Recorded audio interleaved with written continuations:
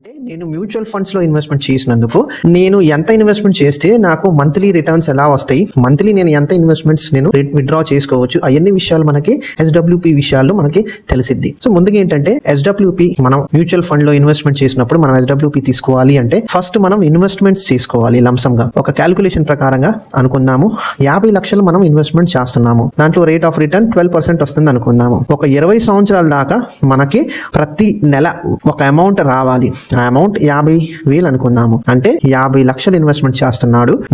ఆ ఇన్వెస్ట్మెంట్ లో నుంచి ప్రతి నెల 50,000 వచ్చేటట్టుగా ప్లాన్ చేసుకోవాలి. ఎంతకాలం? 20 సంవత్సరాల దాకా ఆ అమౌంట్ వస్తూ ఉండాలి. వచ్చిన తర్వాత బ్యాలెన్స్ 20 సంవత్సరాల దగ్గర తర్వాత మనకి ఏదో బ్యాలెన్స్ మిగలాలి. సో ఆ బ్యాలెన్స్ మిగలటానికి మనకు ఒక ఫార్ములా ఉంటుంది, ఫ్యూచర్ వాల్యూ. సో ఫ్యూచర్ వాల్యూలో మన ముందు రేట్ సంవత్సరం ప్రకారం ఉంది కాబట్టి 12% మనం డివైడెడ్ బై 12 తీసుకుంటాము. ఎంతకాలం? 20 సంవత్సరాలు ఇంటూ 12 నెలలో ఎంత కావాలనుకుంటున్నాము?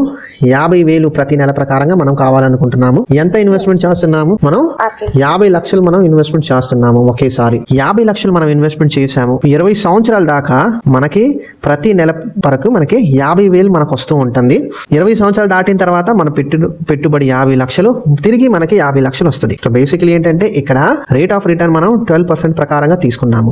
ఈ 12% కాకుండా మనం తక్కువ రిస్క్ ప్రకారంగా మనం ఫండ్ ప్రిఫర్ చేసుకుంటే ఇక్కడ 10% తీసుకుంటే ఇదిగోండి మీ క్యాల్కులేషన్ లో తేడా వచ్చేస్తుంది. సో ఇక్కడ 50,000 మనం విత్డ్రా చేయలేము. మన ఇన్వెస్ట్మెంట్ లో మనకి 40,000 ఇన్వెస్ట్మెంట్ లో విత్డ్రా చేసుకోవాల్సి వచ్చింది. సో బేసికలీ ఏంటంటే మనం ఆ అమౌంట్ ఎలా డిసైడ్ చేస్తామంటే మనం ఎంతకాలం మార్కెట్ లో ఇన్వెస్ట్మెంట్ చేయాలి అనుకుంటున్నాము, ఇన్వెస్ట్మెంట్ చేసినందుకు బ్యాలెన్స్ ఏదైనా మిగలాలి. ఇప్పుడు మనకి ఆ ప్రకారంగా మనకి మంత్లీ విత్డ్రావల్ కూడా మనం చూసుకుంటాము. ఇదే క్యాల్కులేషన్ బేసిస్ మీద మనకి 12% చూస్తుంటే ఇదిగోండి క్యాల్కులేషన్ ప్రకారంగా 1,500,000 మన చేతికి అందుతుంది ఆఫ్టర్ 20 ఇయర్స్. సో ఇది మనం ఎందుకు ఉపయోగించుకోవాలి అంటే సోర్స్ ఆఫ్ ఇన్కమ్ లేదు అంటే రిటైర్ అయిపోయారు, లేకపోతే ఏదో కారణం వల్ల మనం జాబ్ చేయలేము, మనకి లంసం మన చేతిలో వచ్చింది. సో ఆ సిచ్యువేషన్ లో ఏమవుతుందంటే ఈ 50 లక్షలు ఇన్వెస్ట్మెంట్ చేసి 20 సంవత్సరాలు లేకపోతే 20 సంవత్సరాలు మనం బతుకుతాము అని అలాంటి వాళ్ళు అలాంటి ఫండ్స్ ని యూజ్ చేసుకోవచ్చు, ఎస్డబ్ల్యూపీ ప్రకారంగా యూజ్ చేసుకోవచ్చు. దీనివల్ల మనకి రెండు లాభం ఏంటంటే మంత్లీ ఇన్వెస్ట్మెంట్ కూడా వస్తుంది. ఇన్వెస్ట్మెంట్ అయిన తర్వాత ఒక 20 సంవత్సరాలు దాటిన తర్వాత అమౌంట్ మిగిలింది నామినీకి వెళ్ళిపోతుంది. లేకపోతే ఆ మనిషికి ఏదైనా జరిగితే ఆ మనిషి కుటుంబానికి ఈ అమౌంట్ ఎంత వస్తుంది? 1,500,000 దాకా ఈ అమౌంట్ ఇవ్వటం జరిగింది. సో బేసికలీ ఇది ఎస్టేట్ ప్లానింగ్ కోసం కూడా ఎస్డబ్ల్యూపీ ఉపయోగపడింది. సో ఈ బేసిస్ మీద మనం ఎస్డబ్ల్యూపీని ఉపయోగించుకోవాలి.